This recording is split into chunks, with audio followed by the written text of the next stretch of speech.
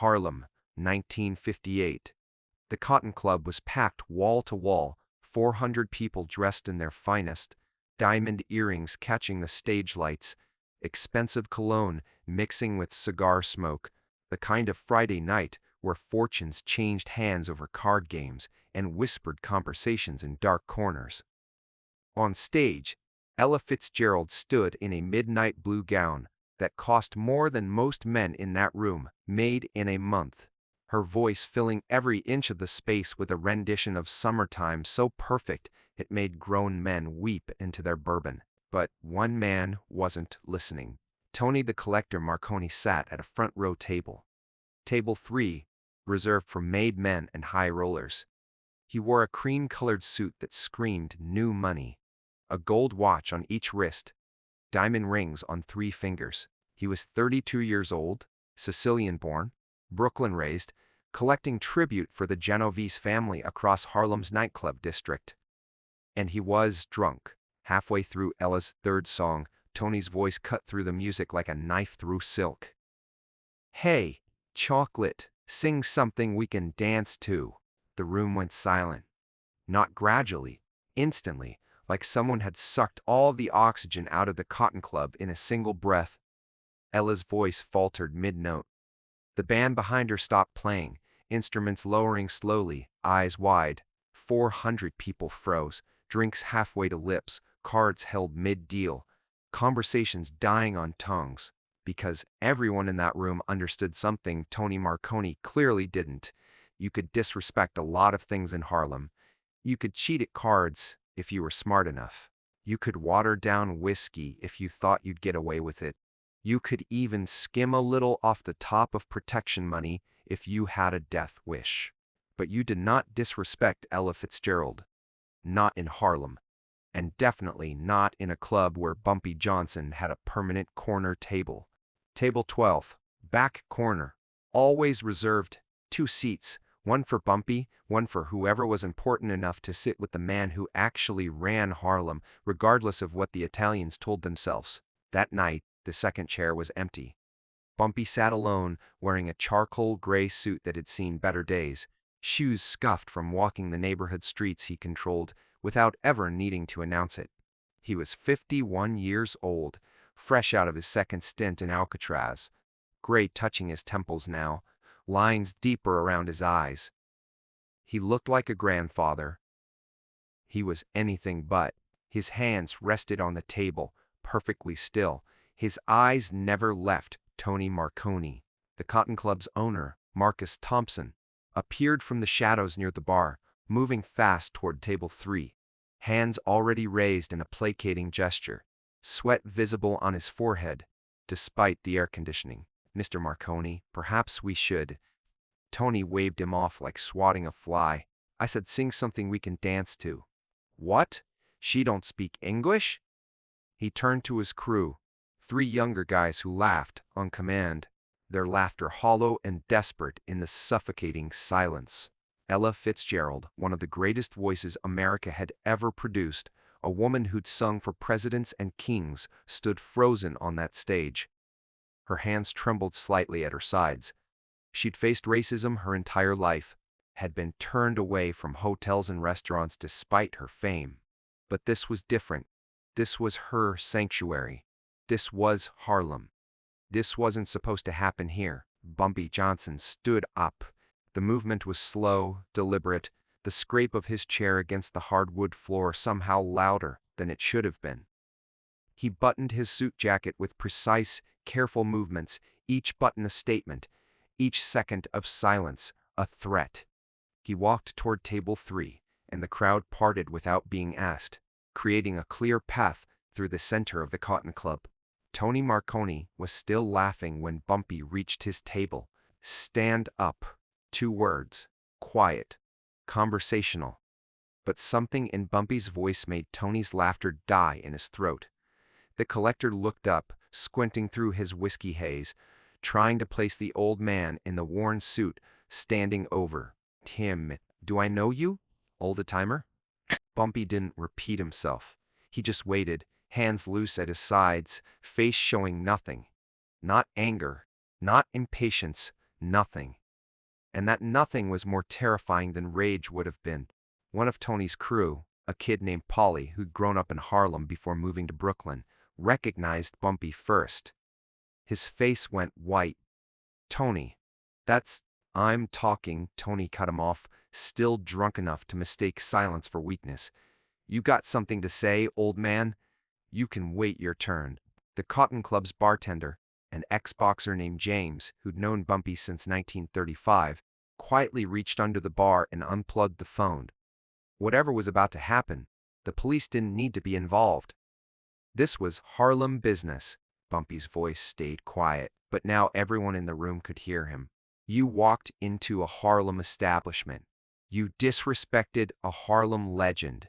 You did it in front of Harlem people, and you did it while sitting at a table that belongs to a family that pays me tribute."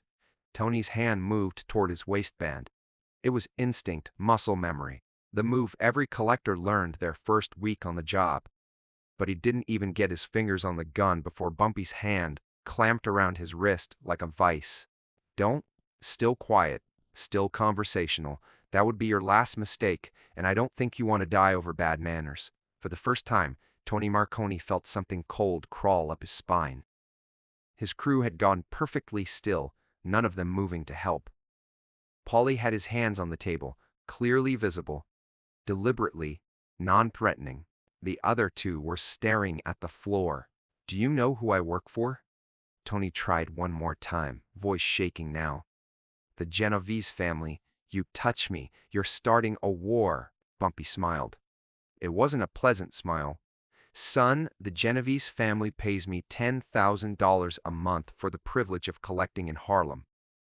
They pay me because Vito Genovese himself, sitting in his cell in Atlanta right now, sent word that Harlem belongs to Bumpy Johnson. And anybody who forgets that is on their own." He released Tony's wrist and took a step back. "Now you're going to stand up. You're going to walk up to that stage, and you're going to apologize to Miss Fitzgerald." "I'm not." Bumpy's hand moved so fast nobody saw it coming. The slap wasn't hard enough to knock Tony down, but it was loud enough that everyone in the Cotton Club heard it. Sharp as a gunshot. Tony's head snapped to the side, his carefully slicked hair falling into his eyes, his expensive cologne suddenly mixing with the copper smell of the blood trickling from his split lip. That wasn't a request. Tony Marconi stood up slowly, his legs shaking, his cream-colored suit suddenly feeling like a costume, like he was a child playing dress-up in his father's clothes. He looked at his crew. None of them met his eyes. He looked at the crowd. 400 people watched in perfect silence, and in their eyes he saw something worse than hatred. He saw pity. He walked to the stage. Each step felt like walking to the gallows. Ella Fitzgerald stood perfectly still, her face a mask, giving him nothing. I apologize, Miss Fitzgerald. I was out of line. It won't happen again." His voice cracked on the last word. 23 years old, pretending to be a tough guy. And his voice cracked like a teenager. Ella Fitzgerald didn't acknowledge him. She turned to the band and nodded once. They started playing again, and she picked up exactly where she'd left off, her voice as perfect as if nothing had interrupted it. Tony started to walk back to his table. Bumpy's voice stopped him. "Wrong direction. The exit's that way. My coat, will mail it to you." Tony Marconi walked out of the Cotton Club at 9:47 p.m. on that Friday night, his face burning with shame, blood staining his collar, his crew trailing behind him in silence. He made it 3 blocks before he vomited in an alley, expensive whiskey and cheaper bar peanuts splashing on his $1,000 shoes. By midnight, every made man in New York had heard the story. By sunrise, it had reached Philadelphia, Boston, Chicago. Within 72 hours, it had made it back to Sicily, where Tony's uncle, a respected capo in Palermo, heard about his nephew's disgrace and made a phone call. 5 days later, Tony Marconi was on a boat back to Italy, permanently. The Genovese family didn't kill him. They didn't have to. They just removed him from the board, sent him back across the ocean with a clear message. You don't embarrass the family by disrespecting people who matter in neighborhoods where respect is currency. Back in Harlem, life continued. The Cotton Club was packed again the next Friday and the Friday after that. Ella Fitzgerald sang there for years, always to a respectful crowd, always with table 12 reserved in the back corner. She never paid for a drink, she never paid for a meal, and nobody ever interrupted her again. Bumpy Johnson never mentioned that night. He didn't have to. The story told itself, grew with each retelling, became part of Harlem legend. The night Bumpy Johnson sent a made man crawling back to Sicily with one slap and 5 sentences. But here's what the story was really about. It wasn't about violence or mob politics or territorial disputes. It was about something deeper, something that every person who lived in Harlem understood instinctively. Community is sacred, respect is everything, and when someone tries to diminish your people, your culture, your legends, you stand up, not tomorrow, not eventually. Right then, Bumpy Johnson understood power in a way most men never do. Real power isn't about how many guns you have, or how loud you can yell, or how much fear you can generate. Real power is about knowing when a single slap carries more weight than a bullet, when public humiliation teaches a better lesson than private violence, when making an example of one person protects thousands more. Tony Marconi thought he had power because he collected money for a crime family. He had a title, had backup, had guns, and cash, and connections. But he didn't understand the territory he was operating in. He didn't understand that Harlem wasn't just geography. It was identity, culture, history, pride. He didn't understand that Ella Fitzgerald wasn't just a singer. She was a symbol, a queen, a representation of everything Harlem had given the world despite everything the world had tried to take from Harlem. And he definitely didn't understand that the quiet man in the worn suit at table 12 was more dangerous than every soldier in every crime family combined. Because Bumpy Johnson had something those soldiers didn't. Genuine respect. Not fear disguised as respect, not obedience bought with paychecks, but real respect, earned through decades of protecting his community, standing up for his people, drawing lines that nobody dared cross. The Genovese family understood it, even if Tony didn't. That's why they paid Bumpy $10,000 a month. That's why Vito Genovese sent word from prison. That's why they put Tony on a boat instead of protecting him, because they recognized something fundamental. You can control territory with guns and money, but you can't control community. Community has to accept you, has to validate your presence, has to choose to let you operate within its borders. Bumpy Johnson had that validation. Tony Marconi didn't. And one night in the Cotton Club, in front of 400 witnesses, that difference became undeniable. Years later, a young reporter researching Harlem history tracked down Ella Fitzgerald and asked her about that night. She was in her 60s by then. Her voice not quite what it had been, but her memory sharp. She smiled when the reporter mentioned Bumpy Johnson. He never asked for anything in return, she said. Never wanted thanks, never wanted recognition. He just saw something wrong and fixed it. That's who he was. That's why Harlem loved him, the reporter pressed. Did he do it because he knew you? Were you friends? Ella shook her head. I don't think he'd ever spoken to me before that night. He did it because I was one of his people, and someone had disrespected one of his people. In Bumpy's world, that was reason enough. That's the lesson Tony Marconi never learned, the lesson that ended his career before it really started. Territory isn't about maps or boundaries or tribute payments. It's about people. It's about who stands up when someone needs standing up for.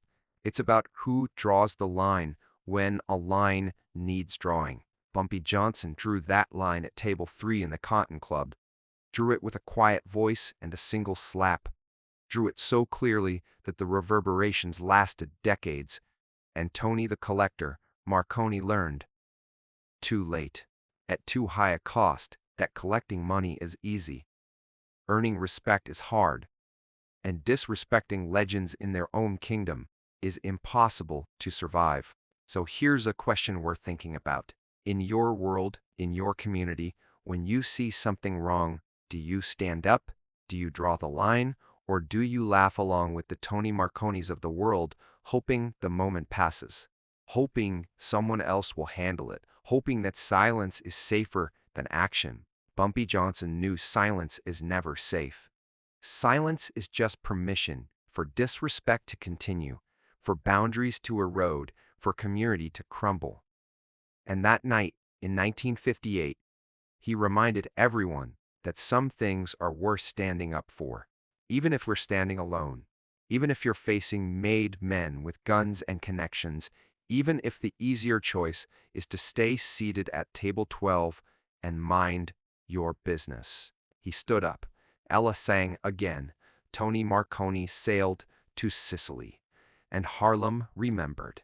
If this story meant something to you, hit that subscribe button. Share it with someone who needs to understand that respect isn't about power, it's about principle. Drop a comment below.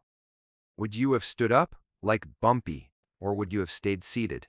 Real talk, no judgment, just curiosity about where we all draw our lines.